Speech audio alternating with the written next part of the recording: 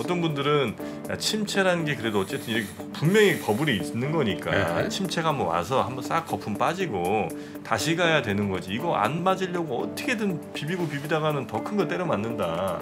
이런 분이 이제 계시잖아요. 네, 그래서 뭐 얕은 침체도 사실은 침체거든요. 네. 그러다 보니까는 2차 대전 이후로 이제 미국에서 침체가 나타났었을 때 S&P 500이 32% 정도 빠졌었습니다. 네. 그래서 중간값으로 보게 되면 28% 네. 나오거든요. 요번에 S&P 500이 만약에 지난 10월이 저점이었다라고 하면 그러면은 당시에 28에서 29% 정도가 빠졌었습니다. 고점 대비. 예. 빠질 만큼 빠졌네요. 네.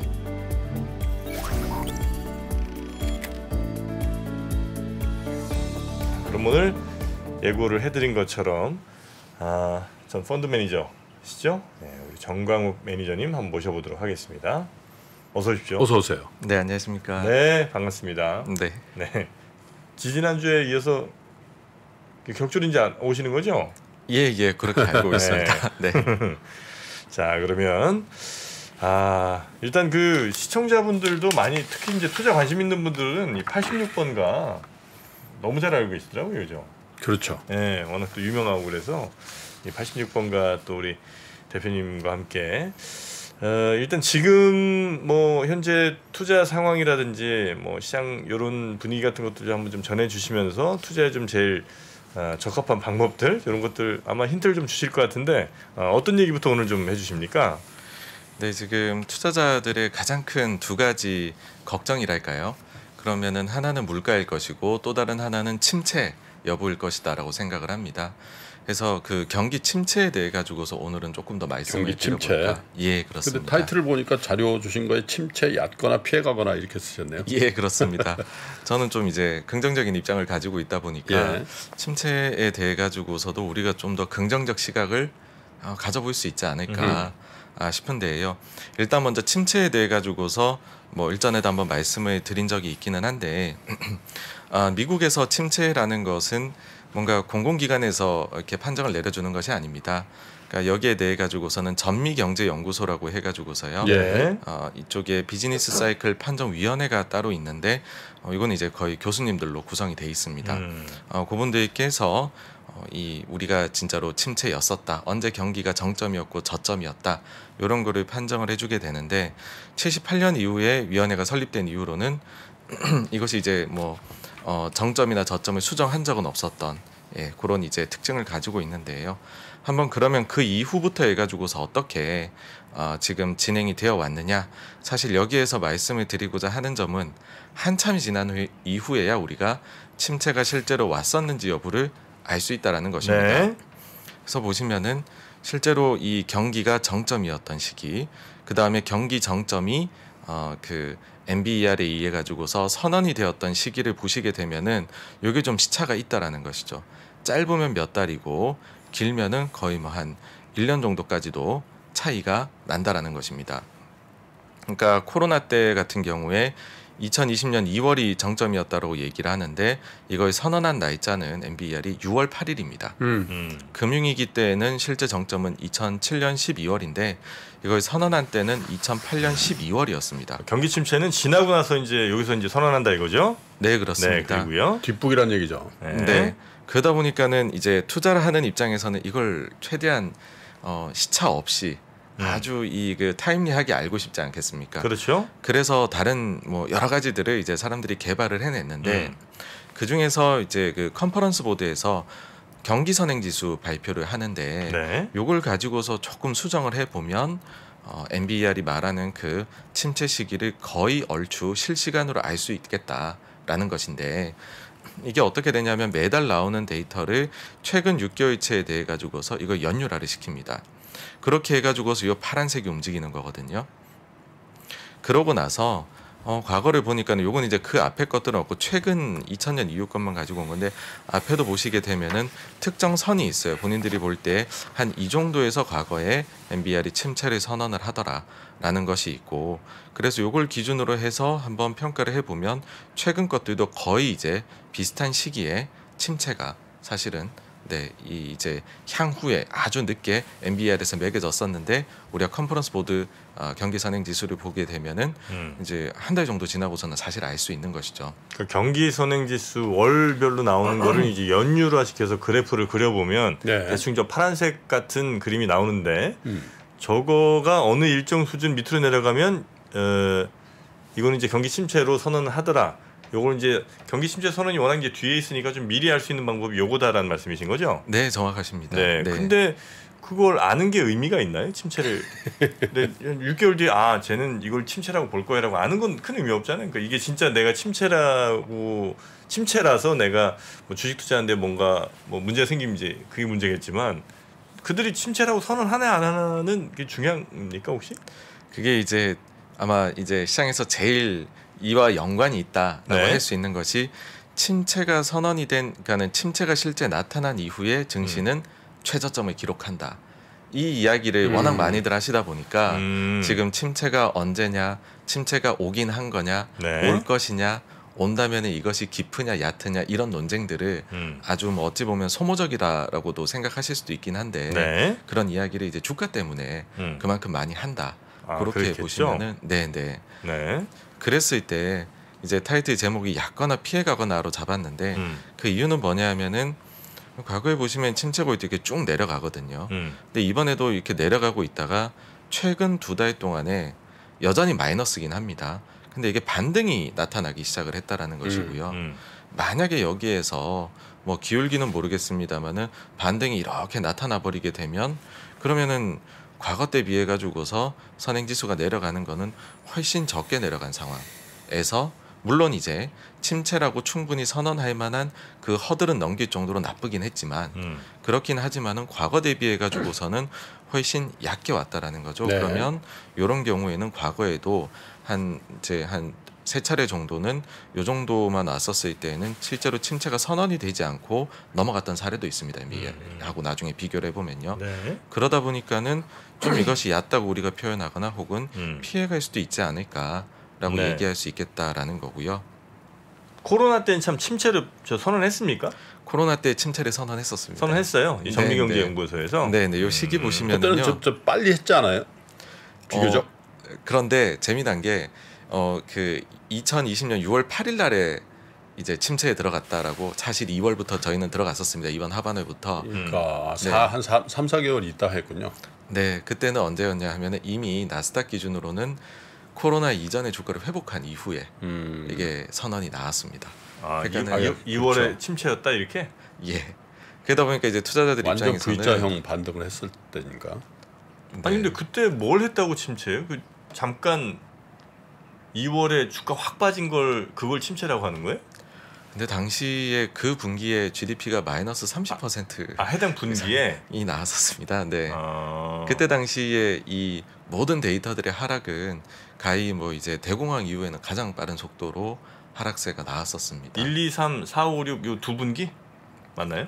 네, 그래서 더 정확하게는 이제 2월 말부터 네. 4월까지 이렇게 를 침체로 짧게 규정했어요? 왔다라고. 예. 그걸 이제 6월에 얘기를 했다 이거죠? 네, 그렇습니다. 빨리 했네 진짜 2달 만에. 그러니까 워낙 우리가 봐도 침체였기 때문에 누가 봐도. 맞습니다. 그래서 네. 그 이제 그러면은 과연 그러면 최근에 저기 데이터가 지금 12월, 1월에 조금 반등을 한 것이거든요. 근데 또 다른 대표적인 그 이제 우리가 경기를 미리 알 수 있는 데이터로 구매 관리자 지수라는 거 얘기를 하는데 네. 이 각국의 구매 관리자 지수 2월치가 나오고 있는데 이것이 좀 긍정적으로 볼만하다라는 것이죠. 그러니까 그 작년 이제 최근 6개월을 보시게 되면 주구장창 사실 내려왔었습니다. 내려오다가 12월 대비 1월에는 뭐 중국을 제외하고는 반등이 좀 나타났었고요. 그 다음에 중국이 리오프닝을 하면서 다음에 2월 달에는 데이터가 강하게 반등하는 모습을 보였습니다. 다른 지역들도 지금 모두 다 예상치 대비 높은 숫자가 나왔고요. 그 다음에는 기준선이라고 할 수 있는 50을 모두가 넘어가 있는 상황입니다. 그래서 아마 이런 분위기도 또 반영이 되면 아마 앞서 보셨던 그 파란 선이 또 좀 더 위로 향하게 되지 않을까라고 생각이 되고 만약에 이런 흐름이 뭐 중국의 리오프닝도 좀 되고 그 그 다음에 유럽에서도 가스 가격이 좀 안정화가 돼가지고서 좀 세상이 좀 안정을 되찾게 되고 그렇게 되면은 우리가 가장 우려했었던 침체는 음흠. 조금 정말로 얕게 이미 왔었다라고 향후에 선언이 되거나 아니면은 피해갈 수도 있는 그림으로 가는 것이 아닌가라는 생각이 듭니다.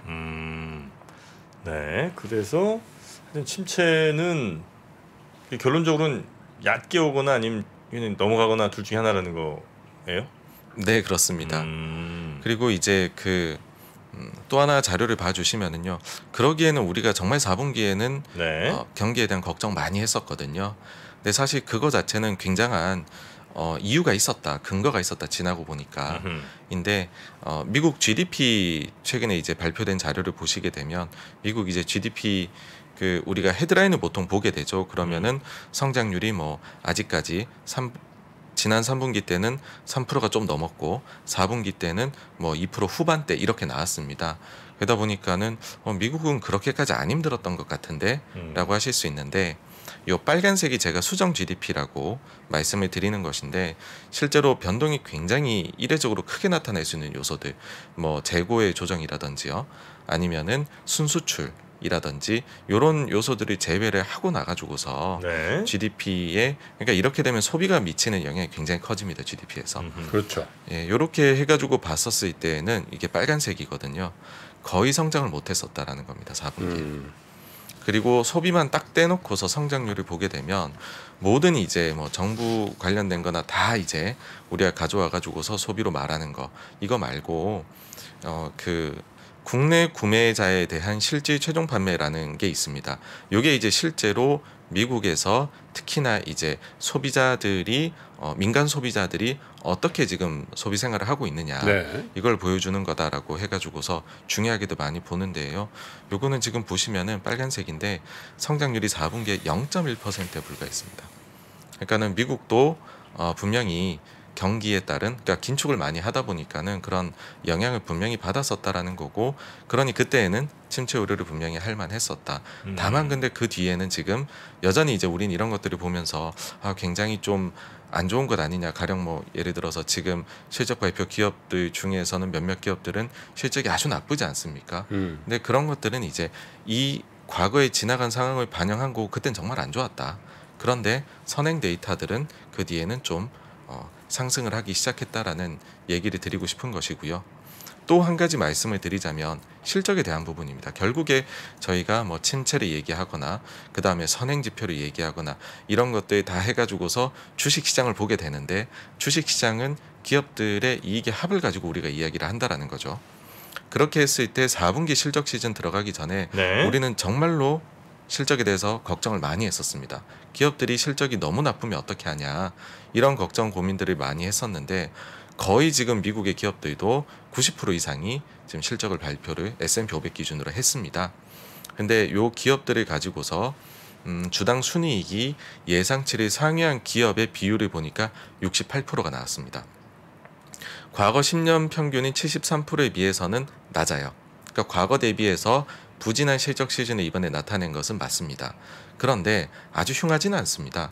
어쨌든 상회한 기업의 비중이 3분의 2가 넘거든요. 네. 그리고 예상치를 상회한 폭 그거는 1.2%. 어쨌든 예상치 우리가 이제 뭐 컨센서스 있었던 거 대비해서는 이익이 실제는 예상을 넘어섰다라는 거죠. 물론 이것도 과거 대비해서 낮긴 합니다. 근데 조금 또 희망적인 부분이 있는 거죠. 매출액의 경우에는 괜찮다라는 거예요. 과거 대비해가지고서요. 그러니까는 이걸 봤을 땐 어떠냐 하면은 분명히 안 좋아진 것은 분명하고 그리고 그 과정에서 과잉 재고를 털기 위해 가지고서 아마도 할인 판매를 굉장히 많이 늘렸을 것이다.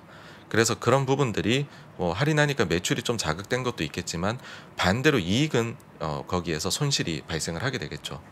그래서 그런 그림들이 4분기에 나타난 거고 이건 다운턴일 때에 전형적으로 나타나는 모습이긴 하지만 그렇지만은 보시면 아시겠지만 이게 그렇게까지 나빠 보이는 그림은 아니거든요. 그러다 보니까는 향후 이익 추정치에 대해 가지고서 저희가 지난 여름부터는 빠르게 내려왔었거든요. 네. 요 위에 게 24년도에 대한 이익 예상치고요. S&P 500 주당 순이익이고 그다음 아래 거는 23년에 대한 부분입니다.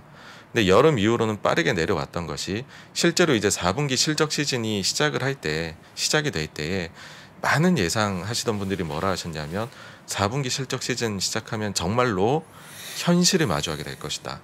그래서 이익 추정치는 정말 빠르게 내려갈 거고 이익은 추정치를 이렇게 만족시키지 못하는 기업이 대단히 많을 것이다라고 네. 했지만 앞서 보셨지만은 오히려 만족은 시키고 있고 추정치는 옆에서 소폭 더 내려오긴 했지만은 사실상은 횡보를 하고 있습니다. 네. 그러니까 고점 대비해서 10% 이상의 과거에도 그랬거든요. 실제로 우리가 과거의 평균적인 침체를 보게 되면 이익 추정치가 가장 높았을 때 대비해서 10% 초반 정도 조정이 일어나고 나면 그 이상 조정이 평균적으로는 일어나지 않았습니다. 그러고 나서는 어떤 세상이 펼쳐졌냐 하면 그 이후에 이제 옆으로 횡보를 하게 되고 그 다음에는 경제가 선행 지표들이 보이듯이 그 다음에는 그게 이익으로 이어질 것이잖아요. 그렇게 되면은 기업 이익도 추정치가 향후에는 다시 올라가면서 증시가 다시 이렇게 그림이 바뀌게 되는 모습이 위 선이랑 밑에 선이랑 다시 한번 좀 설명 좀 해주시겠습니까? 네, 위에서는 네. 2024년도에 네. 대한 S&P 500 주당 순이익 추정치의 변화고요. 밑에 거는 2023년도입니다. 이걸 언제 추정한 거예요? 요거는 이제 지난주 기준으로 해서 나온 데이터입니다. 그러니까 저기 몇 주치죠? 몇 년치인가요? 혹시 저 밑에 있는 숫자. 이거는 보시게 되면 이제 최근 1년 이렇게 1년 동안 그 정도의 흐름이라고. 1년 동안 그러니까 2024년에 이익 추정을 했던 것을 보여주신 거고, 거기 이제 위에 선이고. 네, 그렇습니다. 그다음 밑에 선이 2023년에 대한 이익 추정 맞나요? 네, 그렇습니다. 지난 1년 동안. 네, 네. 그래서 작년 여름 정도까지는 네. 사실은 그래도 실적은 좋은데 이런 말씀들 많이 하셨거든요. 그게 실제로 추정치에도 반영이 이렇게 되어 왔었던 거죠. 그런데 여름이 지나고 나서부터는 이제 그 정도로 좋은 것 같지는 않다라고 하면서 빠르게 실적들이 내려왔었습니다. 네. 그래서 사실 이제 이런 침체에 대한 말씀을 드리면은 오히려 그러면 증시 안 좋은 거 아니야? 이런 말씀들도 많이 하세요. 왜냐하면 네. 아니 경제가 좀 침체에 들어가야 물가가 잡힐 텐데 물가는 지금 여전히 굉장히 높고 특히나 지금 2월 달에 나온 1월 각종 물가 데이터들은 상당히 우려스럽게 나왔는데 이건 어떻게 보아야 하냐는 것이죠. 이제 실제로 지금 2월에 발표된 물가 데이터는 다 높았습니다. 뭐 다른 여러 가지 요인들이 있다라고 저도 사실은 뭐 몇 차례 말씀은 드렸지만 사실 그거를 이제는 뭐 더 말씀드릴 필요도 없을 것 같고 네. 향후에 뭐 나올 거를 이제는 지켜봐야 되겠죠. 근데 어쨌든 2월에 나온 데이터가 높았던 건 다 사실입니다. 그래서 이 물가 그림 자체가 PC 물가가 헤드라인이 잘 내려오다가 살짝 올라가 버렸고요.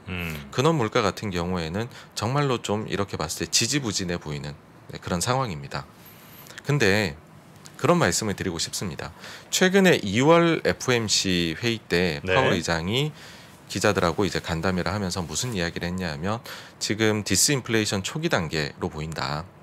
근데 향후에 이 디스인플레이션 과정은 스무스하지 않고 범피할 것이다. 울퉁불퉁할 것이다라고 이야기를 했습니다. 올라갔다 내려갔다 한다. 예, 그렇습니다. 네. 그럼 실제로 과거에 어떠했느냐라고 하면 우리가 70년대 아주 높았던 인플레 계속해서 많이들 말씀을 하시잖아요. 그렇죠. 근데 실제 그 시기로 돌아가서 보게 되면 이게 이제 그 CPI 소비자 물가 지수의 흐름인데요.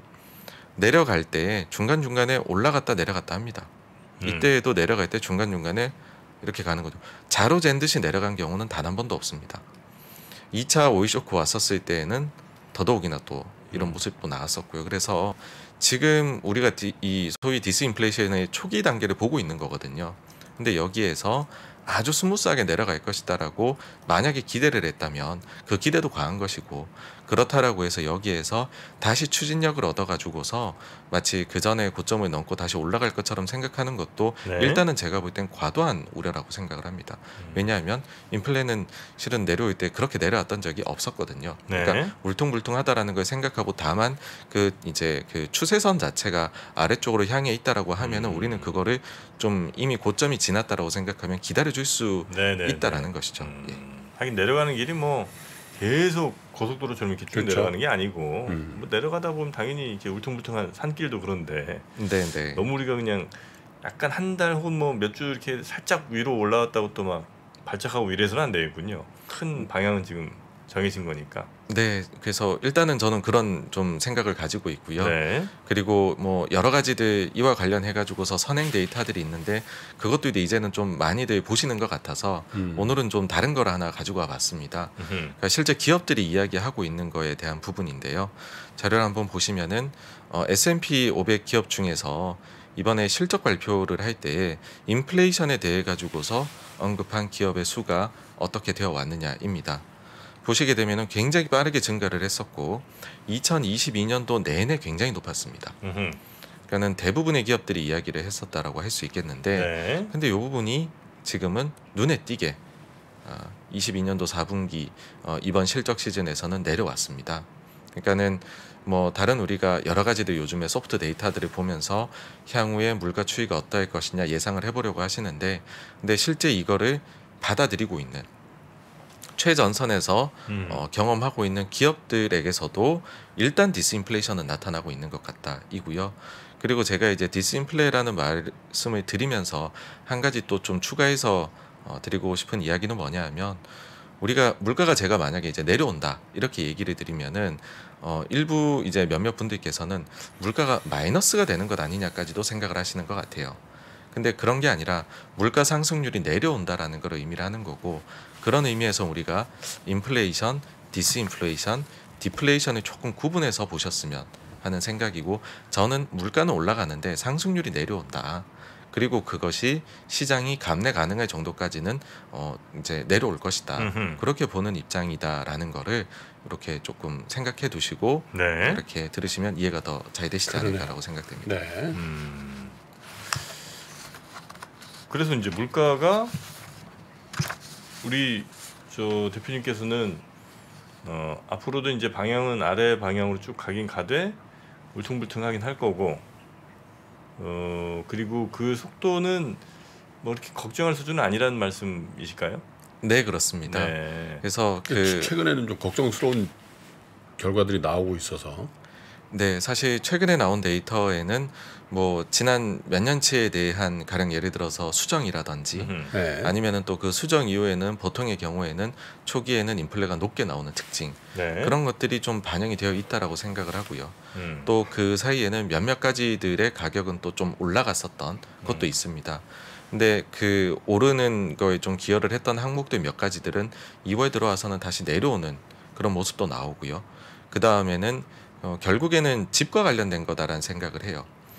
렌트비가 선행 데이터라고 할 수 있는 집값의 상승률은 상당히 많이 떨어졌는데 여전히 그 물가에 반영되어 있는 집값 상승세는 꺾이지 않고 나타나 있다 보니까는 이것이 시차가 과연 더 길어지면 어떡하냐라는 우려까지도 이제 생겨나다 보니 네. 물가 우려를 하는 건데, 제가 볼 때에는 결국에는 이거는 따라갈 수밖에 없는 요소이다라고 생각을 하고요.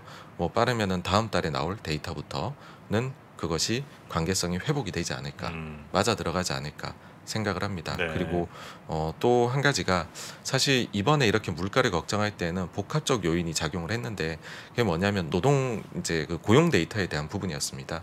그러니까 제일 시작은 고용 데이터가 50만 명 이상 굉장히 블록버스터급으로 나오다 보니 그때부터 아니 그러면 고용을 못 잡는데 어떻게 물가가 잡히겠느냐 이런 생각들도 많이 하시게 되었던 것 같거든요.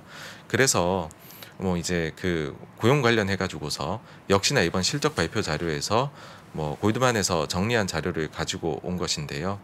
러셀 3000 지수 기업 실적 발표를 보니까 노동력 부족에 대해서 언급한 기업의 비율이 팬데믹이 회복된 이후로는 이제 최저치까지 하락을 했다라는 이야기이고요. 그 다음에는 다우지수나 대형 소비재 기업들의 경우에는 더 좀 이 고무적인데요. 결과가 그들 중에 3분의 2는 노동력 가용성이 증가했다. 그러니까 노동 부족 문제가 많이 해소가 되었다라는 거죠. 그리고 노동력 부족 문제가 악화되고 있다고 언급한 회사는 하나도 없었다라고 합니다. 그리고 더 대표적인 소비재 기업들, 뭐 가령 스타벅스나 힐튼 같은 기업들을 보면 직원 채용 상황이 정상으로 돌아왔다, 혹은 거의 정상으로 돌아왔다라고 코멘트를 했습니다. 그러니까는 여전히 그 미국의 고용 시장이 강한 것은 사실이나 그런데 그 안에서 지금 움직임은 기업들이 실제로 느끼고 있는 부분에서는 좀 내려가는 것이 보이고 있다라는 거고, 결국에는 이것이 좀 시차를 두고서 반영을 해주게 되면 물가 쪽에도 네. 조금 숨통 트일 수 있을 만한 그런 요소가 되지 않을까 싶습니다. 그 침체를 살짝 그 찍어 먹고 이렇게 다시 그 침체 맛만 살짝 보고 다시 이제 경기가 올라간 경우에 주가는 어떻게 됐나를 혹시 알 수 있는 뭐 과거 데이터가 있습니까? 아니면 이번 경우는 매우 특이해서 그런 데이터를 비교하기가 어렵습니까? 왜 이 질문 드리냐면 네.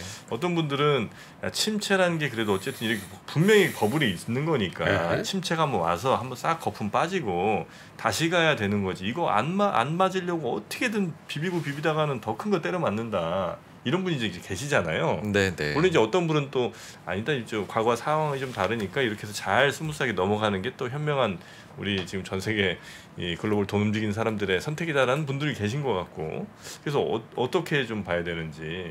네, 그래서 뭐 얕은 침체도 사실은 침체거든요. 네. 그러다 보니까는 2차 대전 이후로 미국 증시 이제 미국에서 침체가 나타났었을 때 깊은 침체, 얕은 침체를 다 합쳐가지고서 S&P 500이 평균적으로 주식이 얼마가 고점 대비 빠졌느냐? 예, 그러면은 32% 정도 빠졌었습니다. 네. 중간값으로 따지면, 그러니까 이 중에는 뭐 금융위기나 이런 것처럼 깊게 빠졌던 시기들이 있을 거잖아요. 그래서 중간값으로 보게 되면 28% 네. 나오거든요. 요번에 S&P 500이 고점 대비해서 만약에 지난 10월이 저점이었다라고 하면 그러면은 당시에 28에서 29% 정도가 빠졌었습니다. 고점 대비. 예. 그래서 빠질 만큼 빠졌네요. 네, 이게 침체가 얕을 때는 그만큼 좀 적게 빠지고요. 깊을 때에는 많이 빠집니다. 그래서 그거를 합쳐놓고 봤었을 때는 한 그 정도다라고 하면 아마 참고가 되시지 않을까 싶습니다. 그럼 어떻게 다시 달려가요? 저는 긍정적이지 않을까 생각을 합니다. 아, 그렇습니까? 네. 아, 지금 2월 지금 어떤 분들 1월에 잠깐만 이렇게 좀 달렸다가 2월 좀 지지부진한 이거 보시고 아, 이제 쌍바닥 찍으러 가야지 뭐 이런 분들도 계시는데 이렇게 밑으로 한번 콕 내려갔다 간 다음에 이런 분들도 계신데 그렇게 왜냐하면 지난주에 미국이 올해 들어서 제일 많이 빠졌잖아요. 네, 그렇습니다. 네. 물론 이제 만약에 진짜 뭐 모든 데이터들이 엉망으로 나오게 된다라고 하면 그러면은 뭐 세상이 그렇게도 될 수가 있겠죠. 근데 지금으로 봐가지고서는 사실 작년에는 정말 침체하고 인플레 둘 다 못 잡는 거 아니냐 싶었는데 일단은 인플레 쪽에서는 최악의 국면은 지났고 네. 그 다음에 침체 쪽에서도 이렇게 희망이 좀 보이기 시작을 하거든요. 그러면 우리가 제일 우려했었어야 될 시기는 작년 한 6월에서 10월 정도였었고 그 시기는 일단 우리가 넘어가고 있다. 그리고 거기에다가 기업들이 지금 하고 있는 행동을 저희가 또 관찰을 해봤었을 때에는 이걸 좀 그 미리 대처를 하고 움직인 기업들의 경우에는 좀 괜찮은 숫자들이 향후에 나올 것으로 예상이 된다라는 거죠. 그러니까는 뭐 재고를 미리 조정을 화끈하게 했다라든지 아니면은 미래에 대해 가지고서 좀 투자를 미리 해놨는데 거기에서 우리는 그래서 남들보다 조금 상황이 괜찮을 것 같아요라고 가이던스 발표할 때 긍정적인 걸 준다라든지 이런 기업들이 이제는 조금씩 이제 늘어나고 있습니다. 그러다 보니까는 요점이 좀 시차를 두고서 결국은 네, 이게 좀 더 다른 데들도 좀 늦게 하긴 했지만은 경쟁력이 떨어진 기업들은 결국은 따라가게 되지 않을까라고 저는 보고 있습니다. 우리 정광훈 대표님의 말씀과 내가 이제 생각을 같이 한다면 그럼 이제 2월에 막 빠졌던 외국인 기관 돈들이 가만히 있어 보면 다시 들어올 거라고 예상하고 어떤 투자에 임해도 괜찮겠네요. 2월도 순매수예요, 외국인. 순매수예요? 기관만 팔아 내가. 아, 기관만 팔았어요? 아니, 그럼 기관 들어오라고 그래 그러면. 미스터 마켓 했잖아요. 아니, 기관은 좀 이제 들어온다고 보고 투자에 임해도 괜찮아요. 기관 안 들어와요? 왜 안? 아니, 거기는 뭐 화수분이에요, 주식? 계속 나와 어떻게 해? 지금 계속 몇 년째 파는 것 같은데 느낌은. 네, 기관은 좀 힘이 약한 편입니다. 그러니까 기관이 사실 의미 있게 주식을 사기 위해서는 사실 기관의 자금이라는 것은 개인 투자자분들께서 직접 투자를 하시는 게 아니라 간접 투자를 하실 때에 기관 자금이 의미 있게 증가를 하거든요. 그러니까 뭐 펀드를 가입을 하신다든지 다양한 상품에 이런 부분이 있기 때문에 실은 아직까지는 우리가 기관 매매에서 알 수 있는 것은 뭐 기관 그 자체에서도 투자자들도 좀 이렇게 증시를 부정적으로 보신 분들이 많으신 것 같아요. 저도 주변에 만나보면. 근데 그것도 있긴 하지만은 실제로 돈이 안 들어오고 있다. 이제 개인 창구를 통해서. 그래서 개인 창구를 통해서 좀 돈이 들어오게 되면은 아마 기관도 이렇게 매수 쪽으로 바꾸지 않을까 생각을 합니다. 그러면 기관 통해서 개인 돈 들어가는 경우는 제가 볼 때 앞으로도 별로 좀 아니요. 근데 저는 변화가 있을 거라고 그래요? 봐요. 예. 개인들이 이제 혼자 하다 힘들다 이제 기관을 좀 맡기자 이런 분들이 많이 생겨나요? 사실은 저기 뭐죠? 그 ETF 같은 거, 네. ETF 같은 거 다 개인 돈 아니에요? 근데 이제 ETF로 계산이 돼서 그런 건데 ETF를 사면 또 그걸 가지고 또 주식 사야 되잖아요. 네, 정광 매니저, 그죠? 예, 예. 네, 그리고 최근에 이제 공모펀드에 대한 논의도 다시 좀 있는 것 같고요. 그 삼성자산운용에서 경기 침체가 예상되면 장기채, 코덱스 국고채, 30년 액티브 ETF라든지 매일 이자가 쌓이는 금리 ETF죠. 코덱스 KOFR 금리 액티브 ETF 합성 이런 것들도 판매하고 있지 않습니까? 근데 이제 ETF는 사실 이게 시세 반영이 굉장히 되니까 사실 추세적으로 쭉 사고 추세적으로 쭉 팔고 그러지 못하죠. 거의. 네, 그래서 사실은 우리가 2020년 한 하반기부터 21년도 상반기 정도까지는 보시면 정말 뭐 개인 투자자 분들이 개인적으로도 그 다음에는 여러 상품에도 가입을 엄청 많이 하셨었습니다. 그러니까는 뭐 그런 일이 뭐 사실 그 정도가 되기에는 아직까지는 투심이 돌기에는 어려운 것 같아요. 그렇기는 하지만은 뭐 그런 일이 일어나지 말라는 법은 없다라는 말씀을 드리고 싶고요. 오늘 마지막으로는 그랬을 때의 이제 연준에 대한 부분이거든요. 그러니까는 그 뭐 지난주에도 한국은행의 금리 결정이 있기는 했었는데 과연 이것이 잘한 거냐 못한 거냐. 또 최근에는 연준 위원들의 코멘트나 이런 것도 많이들 보시면서 연준이 더 많이 가야 되는 것 아니냐, 그러면 정말 큰일 나는 것 아니냐 등등등의 말씀들을 하시는데 요 자료를 하나 보여드리고 싶어요. 네. 그 기준금리에서 그러니까 연방기금금리죠. 거기에서 근원 PC 물가를 뺐었을 때 한 1.56% 정도 과거 60년 이후에요. 근데 이제 이 정도면은 그 뉴욕 연은 총재 같은 경우에도 물가를 잡기에 적절한 금리 수준이다라고 얘기를 했었거든요. 근데 이것도 뭐 이렇게 크게 우려할 수준은 이제 아니라고 저희가 좀 보면 되고, 왜냐면 또 장이 이제 곧 시작을 해야 돼 갖고. 그러면 짧게 말씀드리면은요. 연준이 그 전에는 그만큼 안 올렸었어요. 자기네 점도표를. 근데 지난 9월부터는 그걸 그만큼 올려둔 수준이고요. 그렇다라는 말은 연준이 이제는 방심하지 않는다라는 걸 뜻합니다. 그런 것도 한번 저희가 염두에 보면서 투자에 또 임하도록 하겠습니다. 오늘 또 급하게 또 마무리해서 죄송하고요. 다음 또 시간이 있으니까요. 네. 정광우 대표님은 계속해서 뵙도록 하겠습니다. 고맙습니다. 감사합니다. 3프로TV가 새로운 모습으로 여러분을 찾아갑니다. 오후 3시 반 클로징벨 라이브는 여도은 앵커 그리고 명민준 앵커가 여명 콤비로 함께 진행을 하고요. 6시 퇴근길 라이브에서는 정프로가 월요일부터 금요일까지 김영렬 센터장, 최창규 본부장 그리고 박지영 차장과 함께 진행을 합니다. 그리고 글로벌 마켓 전문가 이주호 앵커가 글로벌 라이브를 더욱 알차게 만듭니다. 2월 6일부터 새로워지는 3프로TV, 다시 한번 많은 관심 부탁드립니다.